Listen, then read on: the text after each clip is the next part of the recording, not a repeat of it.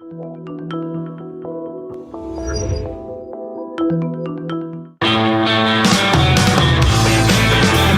is the Gerry Callahan Show.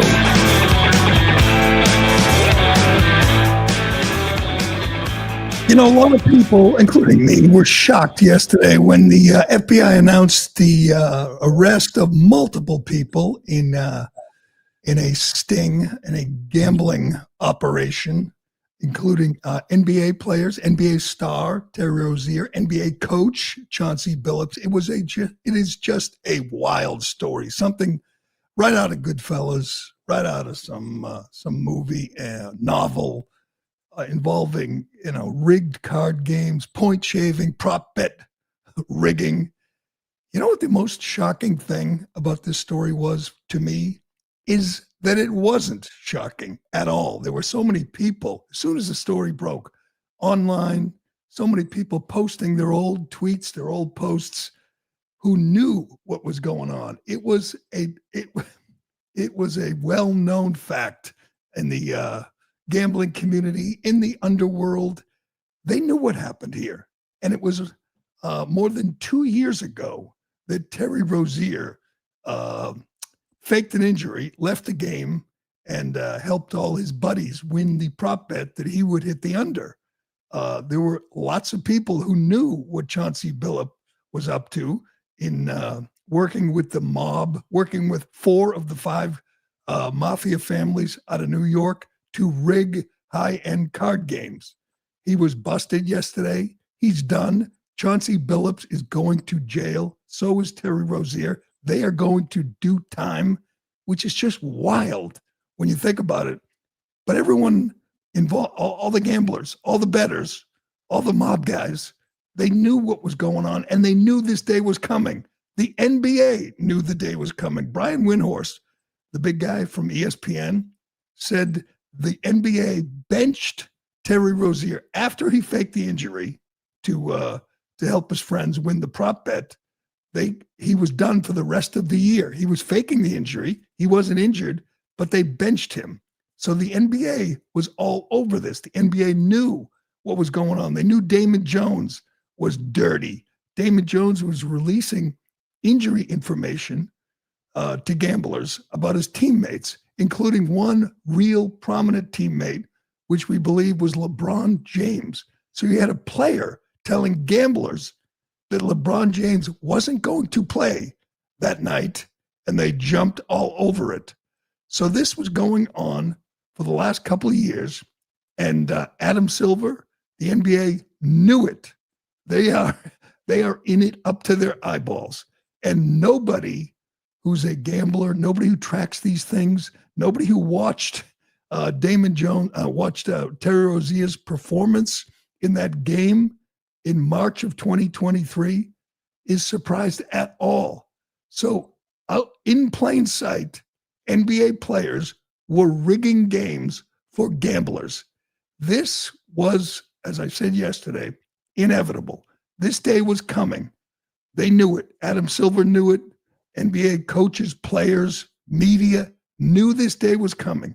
The NBA got in bed with the gambling industry, got in bed with sports books. And I think the reason we all knew this was going to happen was it was so easy. Everyone is shocked that a guy who made $26 million a year would do this for $200,000 in cash. It's just the craziest, dumbest thing ever. Terry Rozier is throwing his whole career away, his reputation, everything, his freedom, for one night where he could pull himself, first of all, play really poorly, and then pull himself out of the game. And then later that night, his friends show up at his home with a bag full of cash. That is what happened. That is why Terry Rozier is going to prison. Here is a video that was posted immediately after the arrest of Rozier's performance in this game in March of 2023, where he's just literally, dribbling off his feet, throwing the ball away, throwing up air balls. Look at this shot. What is that? 6 feet short of the rim? This was Terry Rozier knowing that this was going to get him a bag full of cash. He was going to cash in for one night. Look at that, another air ball. And all the people who were monitoring this day, watching closely, another brick. Look at that. What? Whoa. Another air ball. That's 3 air balls. He only played 9 minutes. This is incredible. I know he's not, there he is dribbling it off his feet. This is comical. This looks like Will Ferrell should be coming off the bench in this game. It's just, this is slapstick. And somehow he thought that nobody would notice. Here's the problem the NBA has. Everybody noticed. They cashed in. They made a deal with the devil. They teamed up, partnered up with all the DraftKings and FanDuel and MGM, and made a lot of money. They're still making money. This highlight reel is probably sponsored by DraftKings, but it was so easy. A guy like this doesn't think of the consequences. He doesn't think he's going to prison for this, for throwing up a few air balls. But consider this. This is all going to come out. All the details. He left this game, faked the foot injury, which he told people he was going to do, by the way. He told his co-conspirators he would do that. And for one player in one game in March of 2023, the gamblers loaded up. They bet the under on the prop bet on the points, rebounds that he would score, that he would get. And it doesn't take, Columbo. It doesn't take a genius to know he was rigging this. This was rigged. And a whole bunch of people loaded up on the one prop bet about one player. And he didn't think it was going to set off alarm bells. It is amazing the arrogance that players like this, that people like this, that Chauncey Billups and Terry Rozier and Damon Jones had to think no one would notice. Here's the problem. Everybody noticed. Everybody who gambles, everybody who watches these things on a nightly basis knew what was going on. And they posted on social media. They said, this is dirty. This guy is throwing this game. And he was, and he did. And the NBA took him out, benched him, said, we don't want to see you again this year. They sat on this. They are in this up to their eyeballs. We're going to find out. The NBA knew exactly what he was doing. You don't think they knew Chauncey Billups was involved in these big rigged card games? Rozier is done, obviously. The guy has made $160 million. He's only 31. He was going to make a lot more before he was done. And he threw it all away for $200,000 in a bag. I mean, look at the Black Sox scandal. Those guys at least didn't make a lot of money. They were looking at making some money that they needed. This guy did it for the thrill. The best explanation of this is these are thrill seekers. These are adrenaline junkies. That's who they are. They play in the NBA. They live fast. And this was thrilling to a guy like Terry Rozier. And in a whole separate case, just happened to be on the same day, Chauncey Billups. He might be a bigger fool. Hell, he's a bigger criminal than Terry Rozier. This story is just so nuts. It includes everything. It was called Operation Royal Flush by the NBA. They held high-end poker games for rich guys who were, again, looking for the thrill.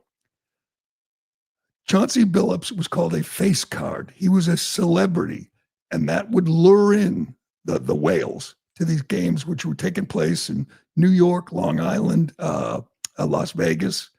There would be millions at stake at play, and it include a rigged shuffling machine, so they would know the cards, a special glasses and contact lenses that would allow the criminals to see the cards on the table. It's hard to believe this is real. but it is. It's going to make a hell of a, I don't know, TV movie. And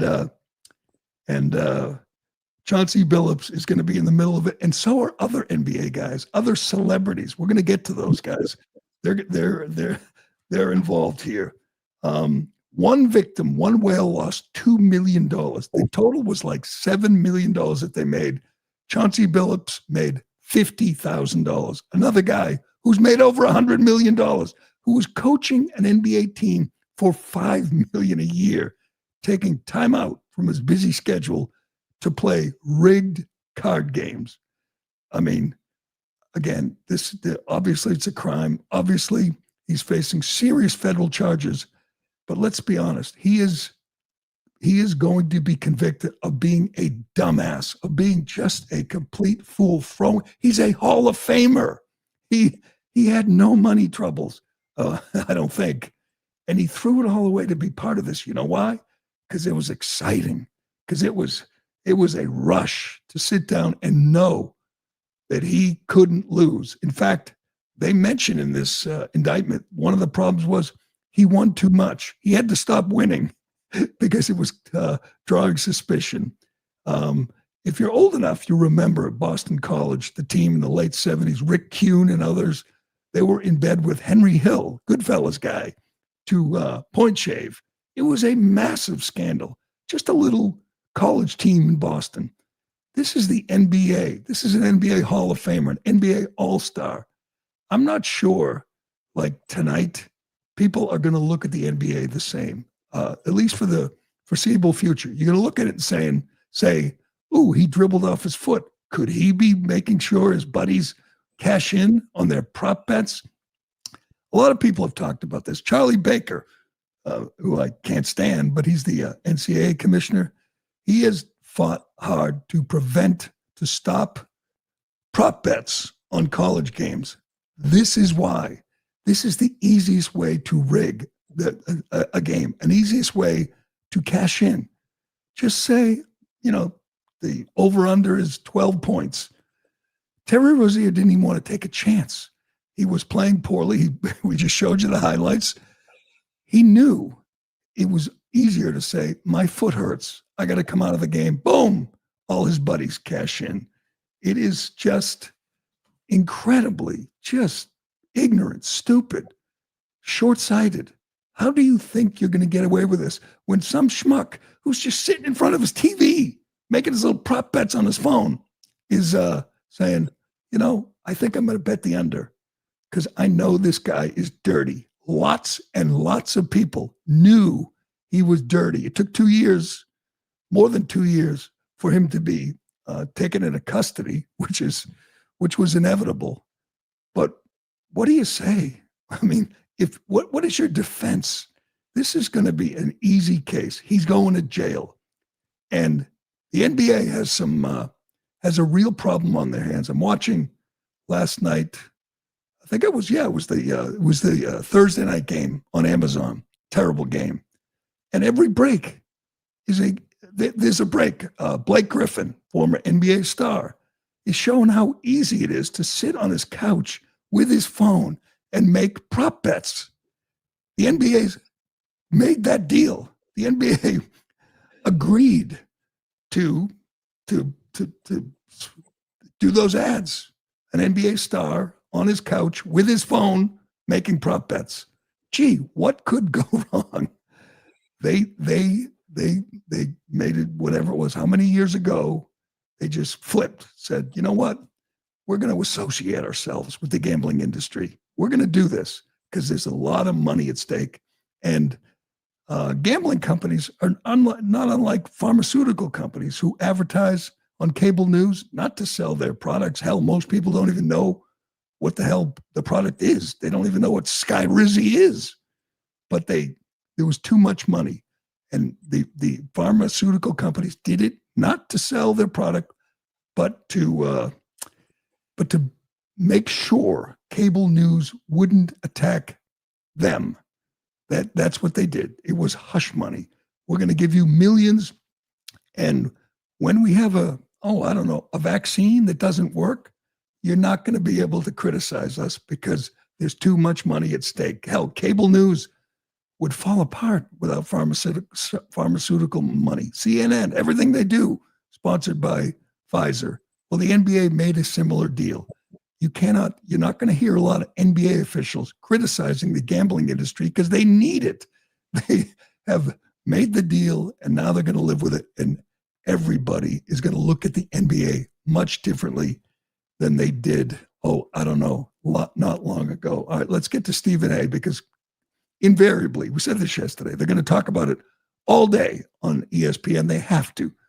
Last night, the new Charles Barkley, Kenny Smith show, they talked about it. They argued about it. They all knew this. They know it's real. They know it's true. They know the NBA that this issue was going to come up, and boy, did it.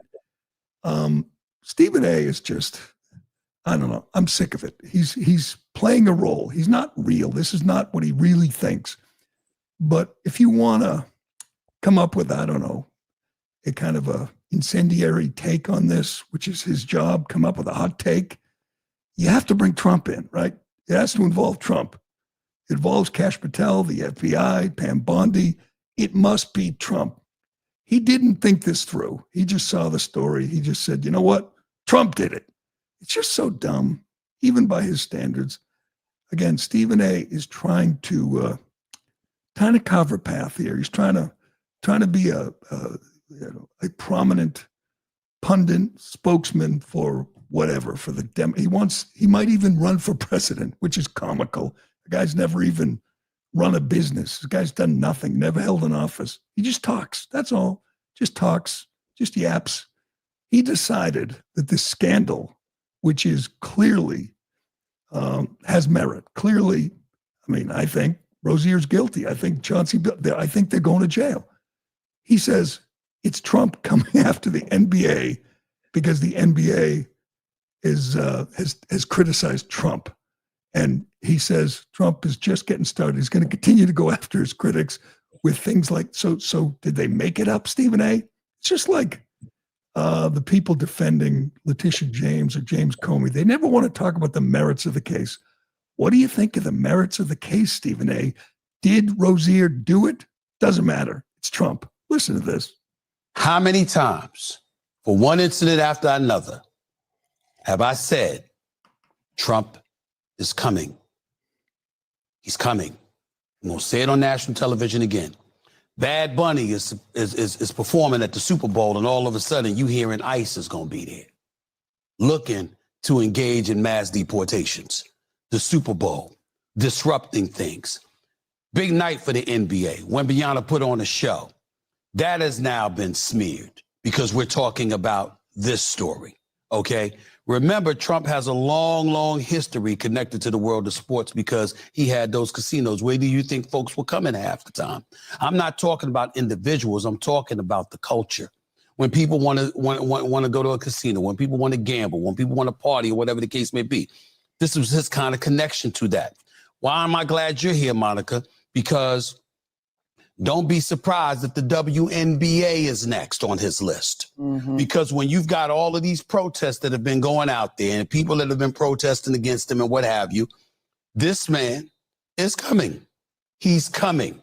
And I've been saying it for a long time. And to me, this is the latest nugget of evidence that we're talking about right here. That's not to question the legitimacy of the case. We don't know. We're all sitting up here and we're saying that we don't know. But anybody that has been around him, anybody that has talked to him, anybody that has seen his reactions from the sports leagues and the positions that people have taken, they are not surprised at what's going on today. What the hell is he talking about? Trump? Okay, I hate to break it to you, Stephen A. This investigation began over a year ago, before Trump took office. The DOJ was investigating. The FBI was involved more than a year ago. It has nothing to do with Trump's revenge tour, but he thinks that's a hot take, and I guess he's right, got a lot of play. But most people are pointing out the obvious, that that's one of the dumber things Stephen A. has ever said, which is saying something. Trump's coming, so what did Trump do? Did he entice Chauncey Billups into these these mob run card games, or Terry Rozier? Did he convince him to bounce it off his foot? What does Trump have to do with it? Doesn't matter. Stephen A. thinks he's, this big voice of the resistance. Here's Kash Patel reacting to that idiotic take from Stephen A. Yeah, down the street. By the way, this was so wild. Stephen A. Smith, the sports commentator, suggested that this was revenge from the president for all the kind of left-wing activism of the NBA. Your response to that, 15 seconds. I'm the FBI director. I decide which arrests to conduct and which not to conduct. That may be the single dumbest thing I've ever heard out of anyone in modern history. And I live most of my time in Washington, D.C. It's right up there with Adam Schiff. We arrest people for crimes. The single dumbest thing I've ever heard. He didn't even mention that the investigation was going on under Joe Biden. And how is he coming for the WNBA, Stephen A.? Do they have a lot of point shaving scandals in the WNBA? A lot of people betting the prop bets on individual players, wondering if they're throwing the game. It's just idiotic. He compares it to Bad Bunny. By the way, Trump, he mentions Bad Bunny. Trump chimed in on that. He didn't pressure the NFL. The person who said ICE is going to go to the Super Bowl was Sean Spicer. It was Corey Lewandowski. And he was like half joking, saying, ICE should go to the Super Bowl since Bad Bunny is going to be there. It wasn't Trump. It wasn't Kash Patel or Pam Bondi, but he doesn't know. He doesn't care. I hope he runs for president because he's just so vapid. All of that, just noise. All right. Speaking of noise, we got to get to the latest on the Democrats' war on law and order. Their war on ICE, federal agents enforcing the law, doing their job, doing what the voters want them to do. Democrats are going all in on attacking ICE, and it's getting ugly. The latest incident at a Coast Guard station in California, just insane. And we'll talk to Steve Robinson he's been everywhere else, might as well join us, about Graham Plattner, the flawed candidate for Senate. I have one question. Graham Plattner is leading in the polls over Janet Mills by 30 points. Why? Why have people fallen in love with this guy who has major issues, this guy who just covered up his Nazi tattoo? So I guess we're done with that. We'll get to that and more. But first. Excuse me. If there's something all of us can believe in, it's hard work, self-reliance, and showing up for the people who count on us. Kind of like President Trump, just going hard 24/7. The difference is Donald Trump doesn't need sleep. You do. I do. It's the most important thing to good health. I was in a horrible cycle that had no end in sight. I knew I had to find something to break me free of that cycle. That's when I found Beam's Dream Powder. Beam is proudly founded in America and run by people who share our values: hard work, integrity, and delivering results. It's a healthy nighttime blend packed with science-based ingredients shown to improve sleep so you can wake up refreshed and ready to take on the day. Dream is made with a powerful blend of all natural ingredients: reishi, magnesium, L-theanine, and melatonin. Here's the deal. Beam is giving my listeners the ultimate Patriot discount of up to 40% off. Try their best-selling Dream Powder and get up to 40% off for a limited time. So with my discount code Gerry, G-E-R-R-Y, you can get the best-selling Dream Powder for just $39. Go to shopbeam.com/Gerry. Use code word Gerry at checkout. That's shopbeam.com/Gerry. Use code word Gerry for up to 40% off.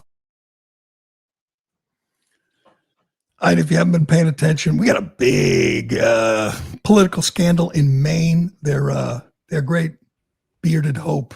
Their answer to J.D. Vance, former Marine combat veteran, beard, manly man, although he's not in great shape, keeps showing off his bare chest because he had a Nazi tattoo, which he just had covered up. And I guess we're just supposed to move on. And initially I saw this story and I said, this guy's just a lunatic. I mean, it's hard to find a more flawed candidate than Graham Plattner, a guy who calls himself a communist. That's his defense. When you call him a Nazi, he says, hey, I'm not a Nazi. I'm a communist. An Antifa super soldier, a guy who has trained Antifa people in guns shooting, taught them, how to shoot. I don't see that as a big problem in today's climate. On top of that, he's a fraud. He pretends he's a blue collar guy. He's a little rich kid. They want you to believe he's just a regular guy, a oyster farmer. He's not. He's a radical. He's a lunatic. And for some reason, Democrats have fallen in love with him, and they're not ready to give up on Graham Plattner. Nazi tattoo wasn't disqualifying because, he said he was drunk. He didn't know. He didn't know what he was doing. I look forward to the next, the 2 years. 2 years? That's what we're talking, 2 years. I hope he is the nominee because, man, this guy has issues. And the Main Wire is all over it. They're breaking stories every day about this guy, and it's great. It's great to just watch him kind of drowning before our eyes. But joining us now is Steve Robinson, who runs the Main Wire and just keeps exposing this fraud. Hey, Steve, how's it going? Hey, what's going on, Jerry? Thanks for having me on. Thanks for joining us. I got my first question before we get to the tattoo and everything else. I see these polls. He's literally up 25, 30 points over Janet Mills, the sitting governor. How did that happen? Well, first, I guess the polling that came out yesterday from the University of New Hampshire says more about Governor Mills and about the regular Maine Democrat voters than it does about Graham Plattner. I think that these scandals are going to be a little bit of a slow boil for him. It's going to take a little while for this to sink in and for people to, they'll go out this weekend with friends and family, and maybe this comes up and they'll realize that, this is kind of beyond the pale, and they'll be able to see just how radical this guy is. So I think I would be more inclined to trust some polling that comes out maybe a week or two from now, rather than what was in the field while these headlines were breaking and Graham was all over the newspapers and the evening news. But I think it speaks to the unpopularity of Governor Mills.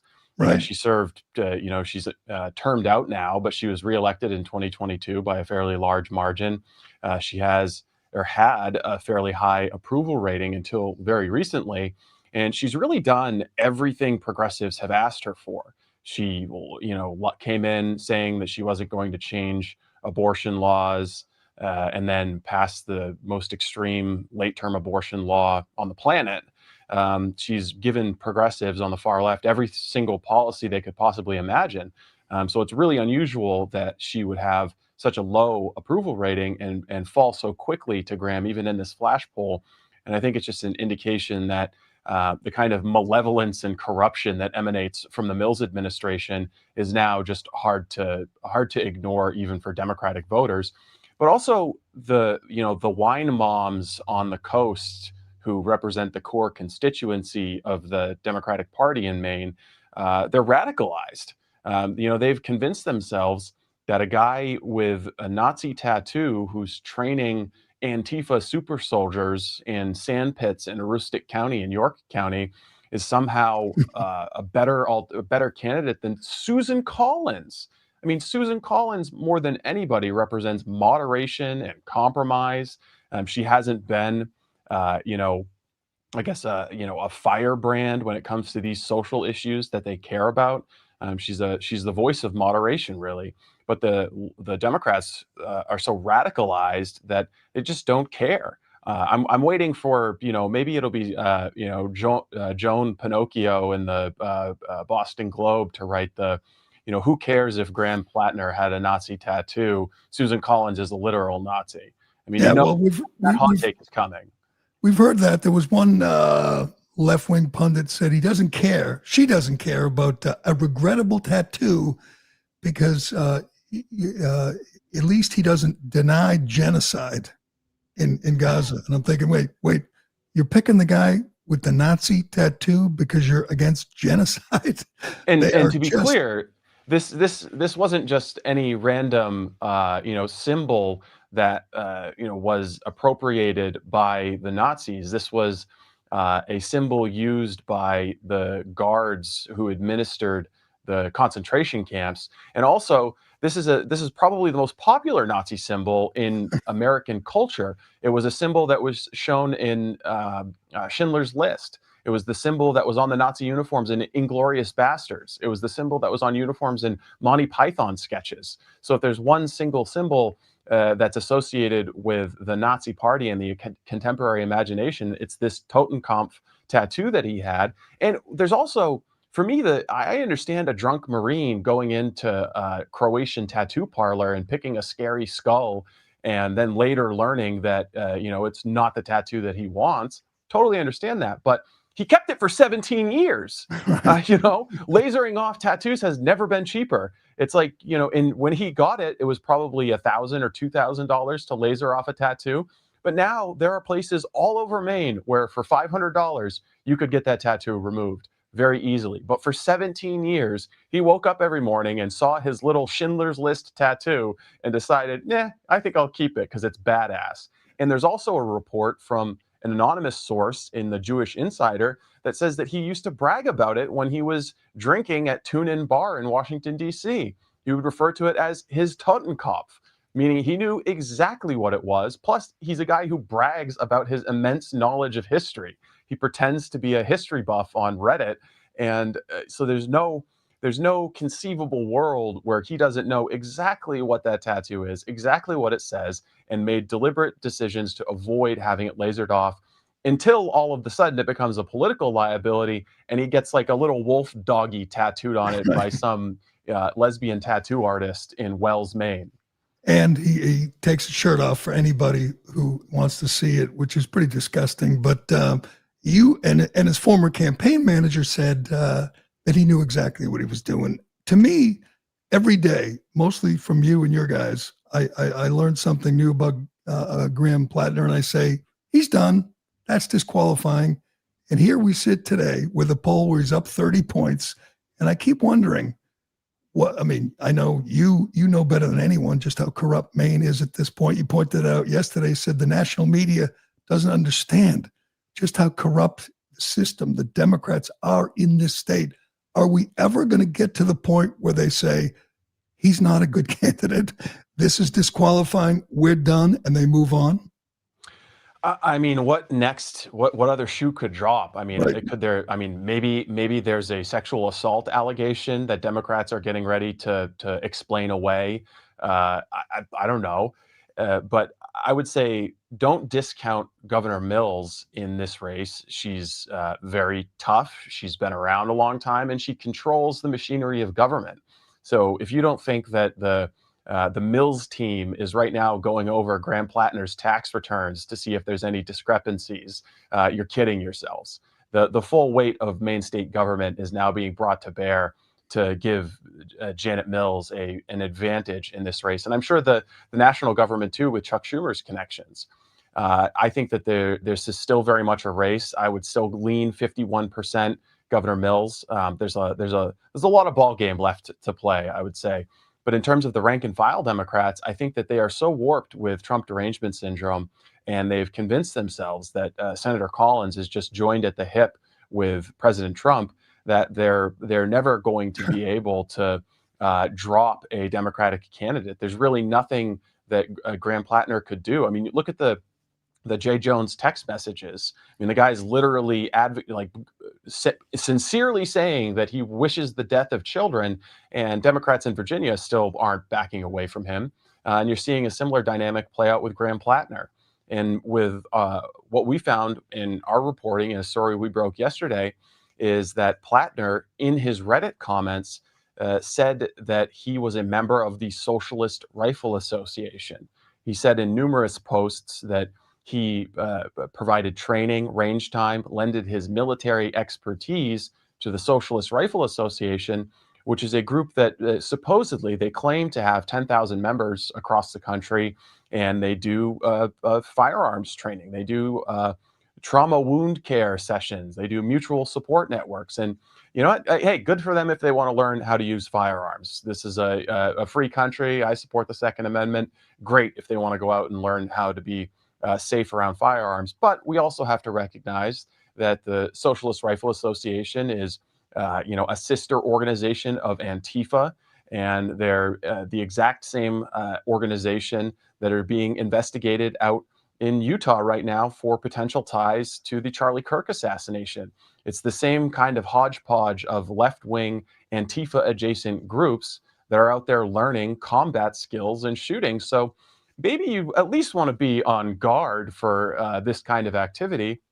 And not for nothing, but at the same time, Graham Plattner was, self-identifying as an Antifa super soldier and training the next generation of Antifa shooters to take, 100-yard shots from a prone position with their rifles. Maine was banning paramilitary training camps because of a hoax story about a supposed neo-Nazi up in northern Maine who claimed to have a training camp. This was all over the newspapers, all over the TV network. An entire summer, they were hyperventilating over the neo-Nazi threat in rural Maine. And I actually drove up to that supposed neo-Nazi camp, and it was a tent with a massage table in it and a camper that hadn't been used for probably 30 years and no evidence whatsoever of firearms training. It was a total hoax, completely made up story. But that didn't stop the Democrat media from running story after story after story about it, and politicians from getting together and in one big panic passing a ban on paramilitary training. And after that point, the Maine Socialist Rifle Association, their media accounts go dark. They stop tweeting out pictures of all their guns and all their range days. But are we really to believe that Graham Plattner stopped training them in response to this ban on paramilitary training? I believe this organization also is tied to the group in Texas that ambushed the ICE officers, lured them out of the facility and opened fire, and they all been arrested. They shot one local cop in the neck. Those people were trained. They're Antifa soldiers trained by people like Plattner, correct? Yes, and there's never been any indication that the Maine Socialist Rifle Association is associated with violence.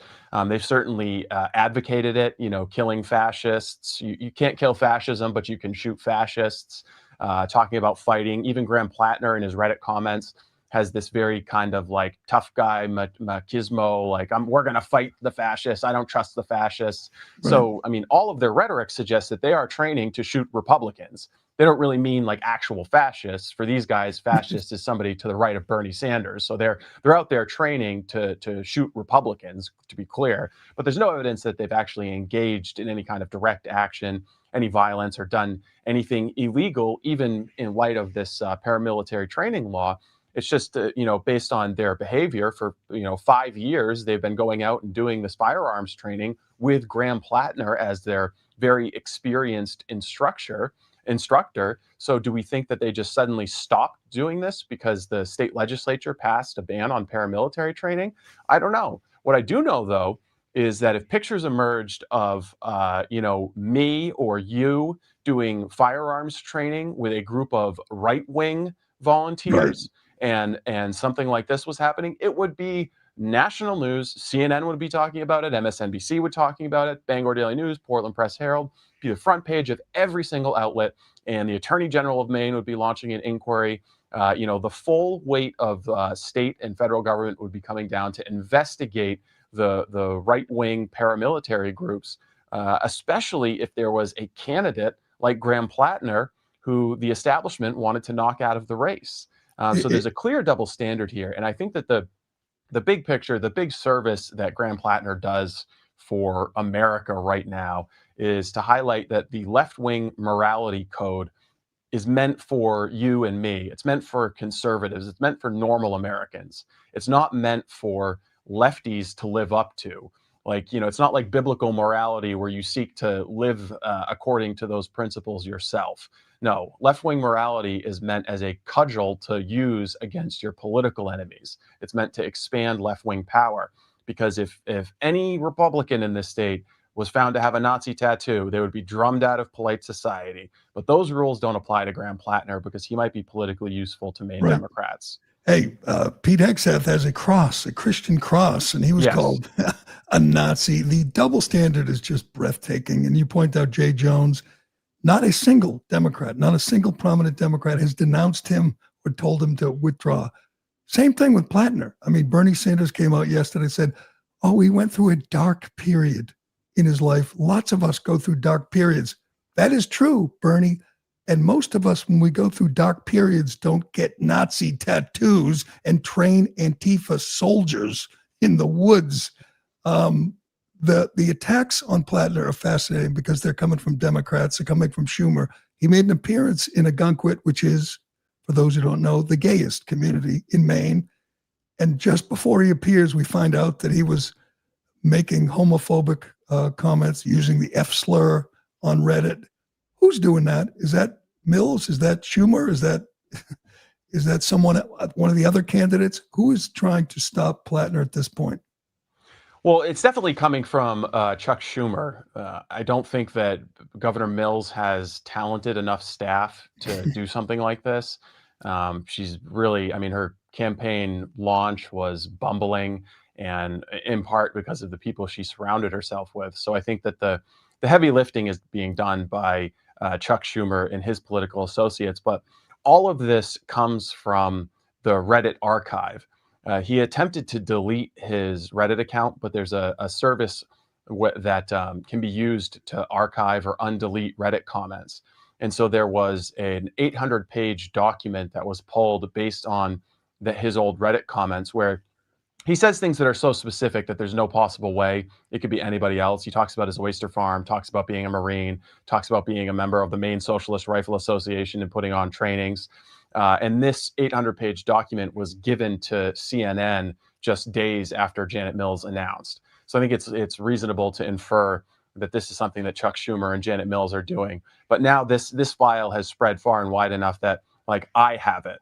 And just to, I think it's also interesting that for CNN, they get this file with evidence that Graham Plattner is engaged in paramilitary training with Antifa radicals and calls himself an Antifa super soldier and advocates for political violence. That, to me, is the headline story. But CNN goes with, he said retard. It's like, it couldn't be a more clear illustration of the differences between the CNN left-wing media and I guess we're right-wing media, because we think that the whole advocating for violence thing is more important than politically incorrect statements. But again, you see all the different instances where the rules don't apply to Graham Plattner because he's a Democrat and he might be useful. He's made racist comments. He's made homophobic comments. He's advocating for violence. He has a Nazi tattoo that, again, he did not get rid of for 17 years. So he's violated all these core religious tenets of the left, of modern progressivism. He's done at least 4 or 5 different things that would get you burned at the stake if you were a conservative or a Republican amongst liberals. Yet he gets a special dispensation from the left. No one's even talking about it. And it's not like the order came from on high to leave Graham alone and give him a pass. All of these Democrats just realized organically he's one of us, so the rules don't apply. So conservatives should remember this the next time that somebody, some conservative tweets something that's offensive or politically incorrect or stupid or racist, whatever it is. Understand that the left-wing rage mob, they don't care. They're not offended. They don't. No. None of it really matters. They understand that, like, Republican politicians aren't actually Nazis. They're just saying this stuff because they think that it's going to grow their power and help them get rich. That's all it is. They don't care about the underlying principle. I spend a lot of time in Maine. I get asked this all the time. Before you go, I have to ask you because I don't have an answer. What the hell happened to Maine? Graham Plattner in California would be one thing, or Massachusetts or Connecticut. This is Maine. How is a guy like this a radical, just the most flawed candidate we've ever seen? How is this guy in Maine polling at 58% at this point? It is baffling. Well, one thing is he does have this appeal to progressives because progressives have a tremendous problem with young men. Right. It's the party of boys and girls sports, worshiping gay people and transgenders, taking money from productive people to subsidize healthcare for illegal aliens. They have, because of their policies and their rhetoric, lost young men. So when someone comes along who is a young guy has this gravelly voice and he's a Marine and appears masculine. They're like, oh, hey, here's a guy who could help us with our young men problem. This guy could appeal to these people and bring them in. And here's an example of, a young white guy with a military background who's not gay, who might be able to, give us some representation in an area where we just have nothing. So he becomes, their great white hope, basically, of, representing at least that they're not a party exclusively of, bio-Leninist freaks. Like, that's what he becomes. So they put all of their eggs in this bucket and decided that he was going to be a national superstar for them. And now they're really operating on the sunk cost fallacy. They've emotionally and spiritually committed to Graham Plattner. And so it's going to be tough for them to back away from him. But I think that you're going to see more revelations about him. According to Politico, some of these are going to be localized. He's apparently quite a drinker at the local fisherman bars in Hancock County, and he is very mouthy with the locals. And I think some of those stories are going to start to emerge. And I'm told that his campaign manager, her decision to leave the campaign wasn't so much based on the Reddit archive or even the tattoo, as much as it was his response to all of these developments happening around him. There's a tremendous amount of arrogance that's oozing from him. He doesn't think that any of these are issues. Even his initial apology video for the Reddit comments was kind of like, oh, I'm so sorry, you were offended. There's no contrition whatsoever here. It's all very, very fake. But to get to your point of how did Maine get to this place? Well, I mean, COVID happened and 25,000 of the worst liberals from Massachusetts, Connecticut, and New York moved to the state and brought their politics with them. On top of that, we've got anywhere from 10,000 to 25,000 fake asylum seekers who have relocated to the state. And if you don't think those people are voting, you're kidding yourself. Even our left-wing Secretary of State, Shenna Bellows, has admitted that non-citizens are on the voter rolls.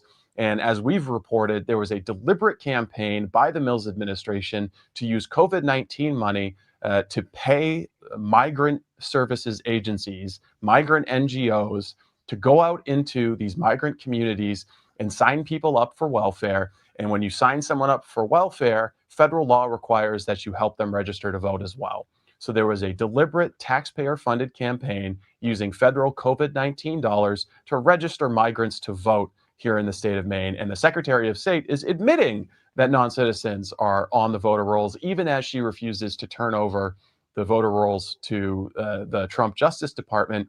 And so all of that, I think, makes Democrats in this state have no fear of ever losing an election again, Right. because they know they've got the 25,000 liberals from Massachusetts, the baby boomers living on the coast. They know they've got that as an election, a backstop. Those people are never going to vote conservative or Republican.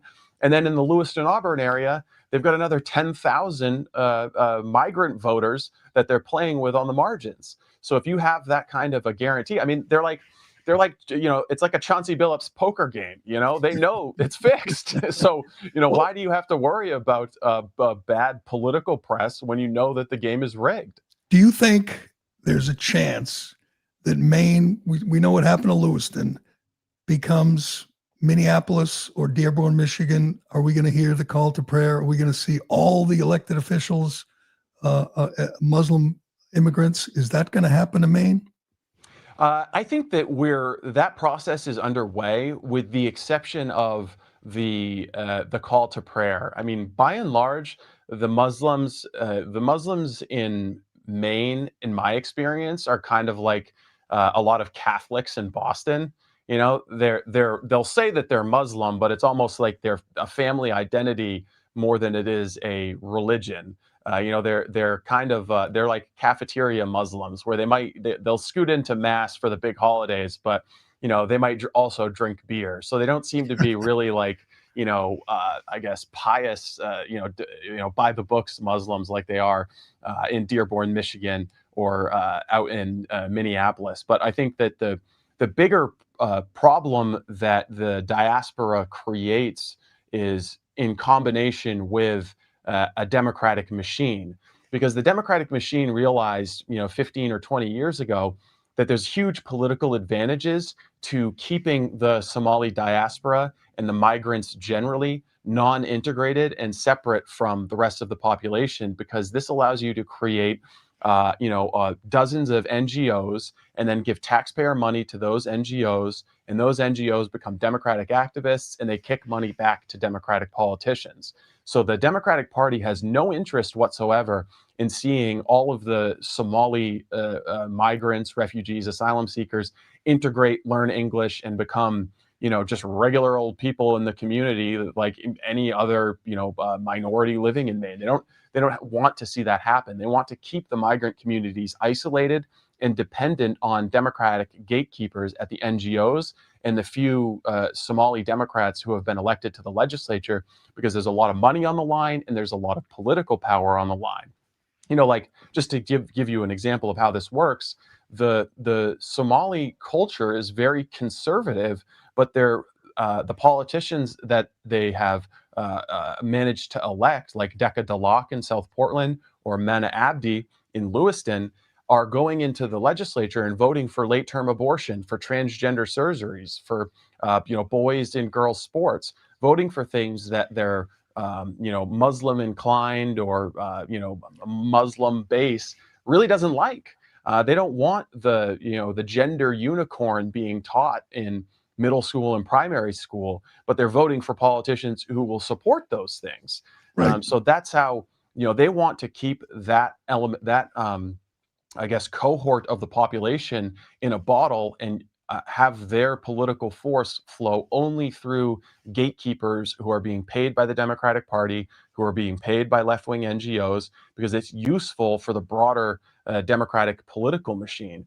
If you had more broadly assimilation of the Somali diaspora in Lewiston, a lot of these people would become Republican voters. They are culturally conservative. Like, I've joked that you should print up, the Maine Republican Party should print up copies of Genderqueer and distribute them throughout Somali communities. Print them in Arabic and Somali Bantu and Lingala and Portuguese. Print them up in all of the migrant languages and distribute them in those communities and say, hey, this is what Democrats are trying to push on your kids in primary schools and middle schools. And I think that you would see a very rapid divorce between the far left Democrat Party and the migrant communities. Well, the best example is New York right now. I mean, look at Mamdani telling you that he's going to protect the LGBT community. He's going to invest in sex changes for children. His base, the Muslim base, doesn't believe any of that, but they don't care. The goal is to get elected so he can pander to the far left wokesters, and they fall for it because they're stupid. And when he's elected, the people, the conservative Muslims, as you point out, the religious, devout Muslims, are going to applaud because they know it's just an act. He doesn't believe that, but it's working, and it's working in Maine and Minneapolis and Dearborn. They get Democrat votes, even though most Muslim, hell, he's from Uganda. It's illegal to be gay in Uganda. He loves Uganda. He comes here and says, we must protect the LGBT community. He doesn't believe it. He's just saying it, and it works. It is scary. And another thing I would say about Graham Plattner is we're talking about a guy who let the internet bully him into making a permanent change to his body in a period of 24 hours. How is this guy going to stand up if he's a United States senator and he's getting pressure from lobbyists to vote one way or the other? Like, how is he going to stand up to peer pressure down in Washington, D.C. if he lets the internet bully him into tattooing what looks like either a tick or some kind of deformed doggy on his chest? It doesn't even seem like real life. It seems like we're living in a simulation. It's so bizarre, the moment we're living in right now. But you knew this was there was more coming on Graham right from the beginning of his launch, when he invented this whole oyster man shtick. Because there's no such thing as an oyster man.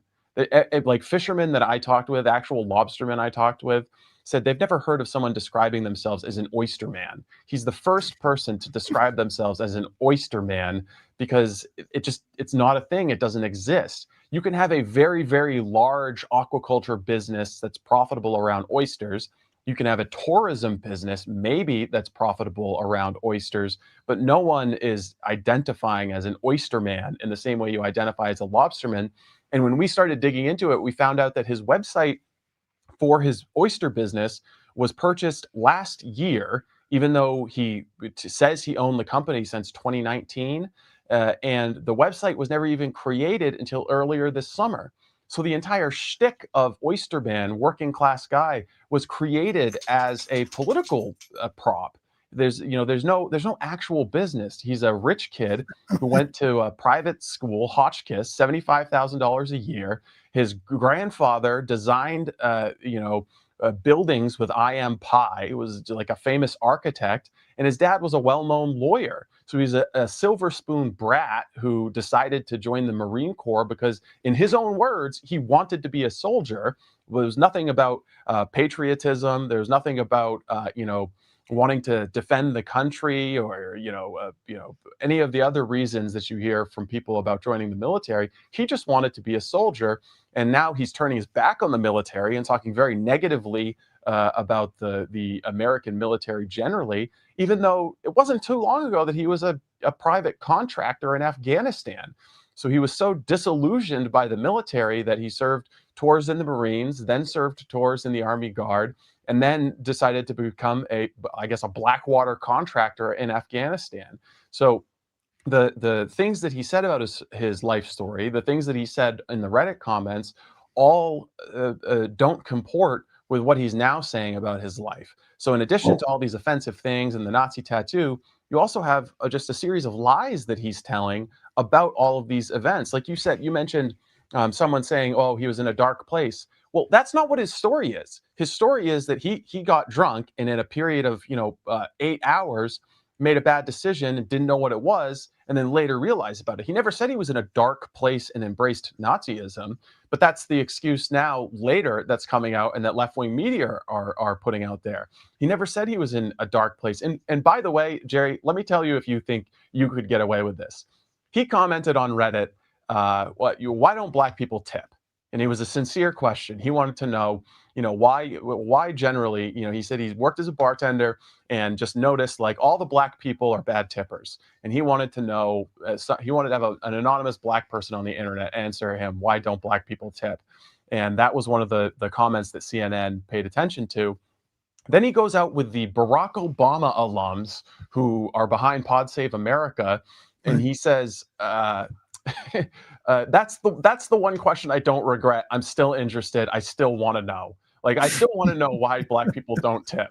So just imagine, imagine if you went out, I know you've had some to apologize before for some inelegant remarks or left-wing activists coming after you. But imagine if you went out there and you were just like, you know what? I still want to know. I still want to know about these black people not tipping. What's the deal with that?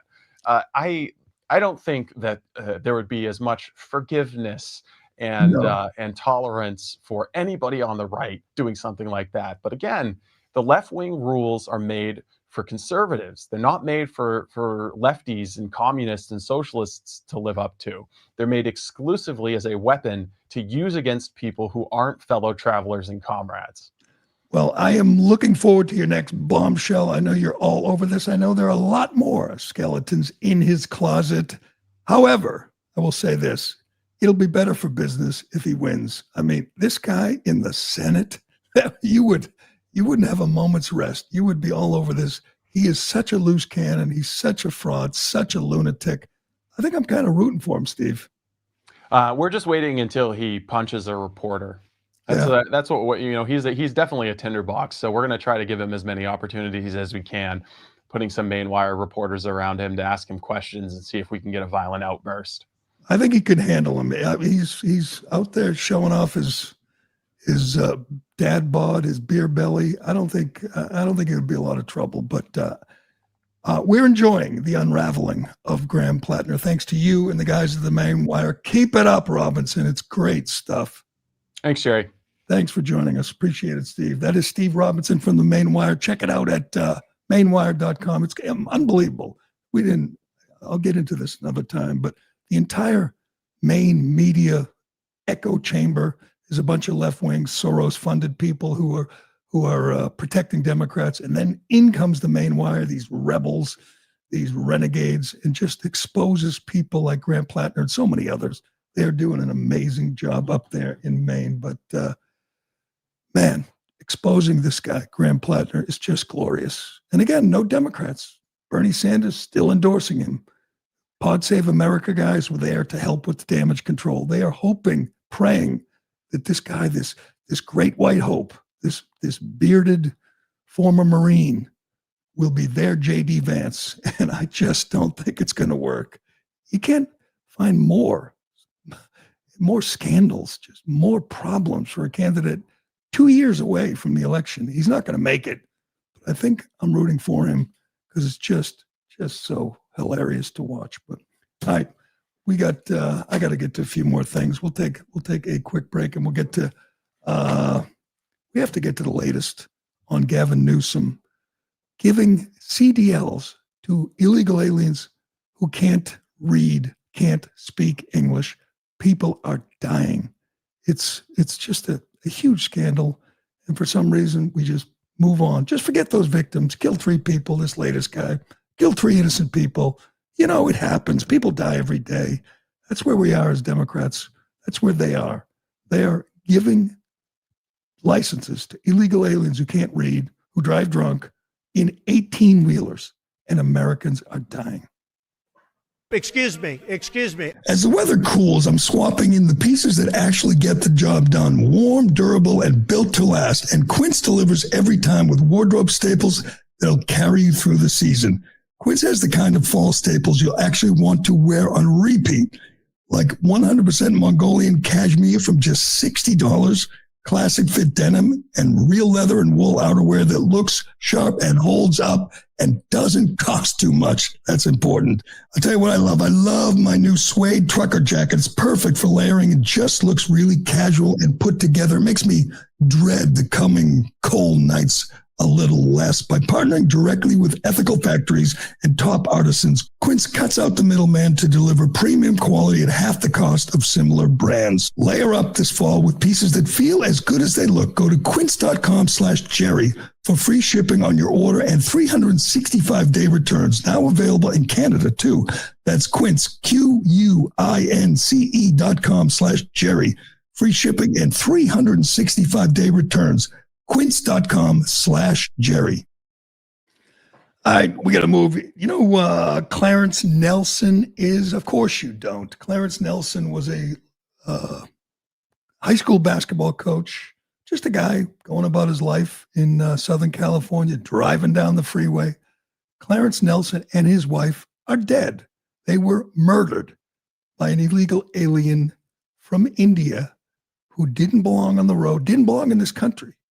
And it's just not, we're just not even talking about it. Once again, an illegal alien who was allowed into the country by Joe Biden, given a CDL by Gavin Newsom, was on the road, allegedly high on drugs.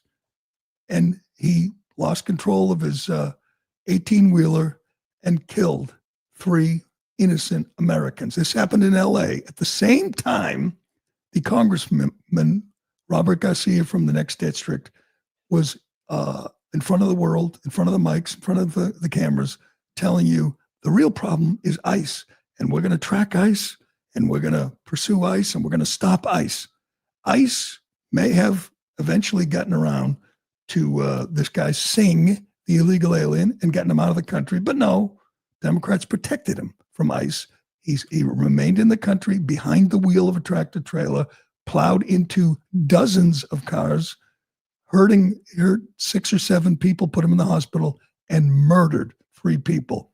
Why isn't there outrage about this? Why aren't people just sick? Why aren't we seeing Clarence Nelson's face on camera everywhere? Here's an innocent American, another victim, more collateral damage in the Democrats' effort to change the demographics of this country and protect illegal aliens. This is so infuriating, so sickening. You hear Gavin Newsom every day screaming about ICE, screaming about, thugs and fascists and Nazis. Tell that to Clarence Nelson. Tell that to his wife. Tell that to the other victim who are dead. This is just mind-blowing. You know how many illegal aliens got CDLs from California, from Gavin Newsom? I mean, think about it. A few years ago, it was a big deal. Democrats wanted to give driver's licenses to illegal aliens. They did it in Massachusetts and Connecticut and New York and California. That was bad. This is so much worse. Think of it. They're not in the country legally. They can't speak English. They can't read English. They can't read road signs. What Gavin Newsom said, here's an 18-wheeler. Here's an 80,000-pound vehicle for you to drive on our freeways. Here you go. Gavin Newsom gave 62,000 illegal aliens CDLs. Another guy named Singh, killed 3 people in Florida in August. Just made a turn, killed 3 people. Yeah. Then the other day in California, another guy named Singh from India, an illegal alien, killed 3 more people. And it's not even a story. I mean, without the video, the dash cam video, the news, cable news channel wouldn't even play it. Just like it happens. We let him in. He gets behind the wheel. He kills Americans. Oh, ICE. Why are they wearing masks? Why are they grabbing people outside of courthouses? Why? Why are they doing that to our neighborhoods? Oh, maybe to save the next innocent American who's going to be run down and murdered by an illegal alien? Just a reminder. Gavin Newsom came out and blamed the federal government, wants to blame Trump for, letting him in. Well, first of all, Gavin Newsom supports that policy. Secondly, Joe Biden let him in. It is just so frustrating listening to Democrats. Joe Biden let 20 million illegals in. ICE, the Trump administration, is trying to get them out. It's a tough task. It's going to be a long haul. And they're screaming about this, this poor dishwasher, this mother, this pregnant woman getting detained. Well, it's going to get messy because Joe Biden made a mess, because Joe Biden and the Democrats let these people in. I want to play this clip from Joe Biden, which is just amazing. Joe Biden talking during the campaign about his immigration policy and who he thinks should be detained or deported. And he makes it clear, flat out says, illegal aliens who drive drunk will not be deported. And he stuck to his guns, stuck to his word. He didn't deport them. And we have, again, more dead Americans. Here's the man responsible for all the problems we're talking about today, Joe Biden. We're not going to deport anybody who, in fact, has not in this country committed a felony. I would hold ICE agents accountable if, in fact, they stepped over my executive orders, which is no arrest of anyone outside of their school. So how do you change the culture? You change the culture by saying you're going to get fired. You're fired if, in fact, you do that. You only arrest for the purpose of dealing with a felony that's committed, and I don't count drunk driving as a felony. What? That is the president, former president, telling you illegal aliens who drive drunk will not be deported. Why? I mean, it worked. He got elected, I guess. But now we have the result. Now we have a beloved basketball coach in LA dead because that guy let illegal aliens come in, gave them CDLs, let them loose on our highways. Just sickening and infuriating. And want to hear an interesting nugget? I heard this from Jesse Waters last night, a couple nights ago in Washington, D.C., in Cafe Milano, which is a place that Joe Biden used to go with Hunter's business partners. Joe Biden was there for dinner. So was Barack Obama. They didn't meet. They didn't talk. But Obama didn't even go over and tell him, get well soon and hope the cancer treatments are going well. There is a real split in in the Democrat Party, and I don't think. I think that's pretty solid evidence that these guys hate each other, which is why Biden's surrogates like Hunter and KJP are going to be out there with a blowtorch, because this is not going to end well for the Democrats. But you know what else? Before we go, Jasmine Crockett's thinking of running for the Senate. How about that? In Texas, she thinks the polling shows she could win a Senate seat in Texas, and all I'm going to say is, go for it, Jazzy. I would love to see it. Jasmine Crockett running statewide, that lunatic. It will just be spectacular, and she will absolutely fail in her bid, but we want to see her do it. Anyway, that will do it for this Friday, for this week.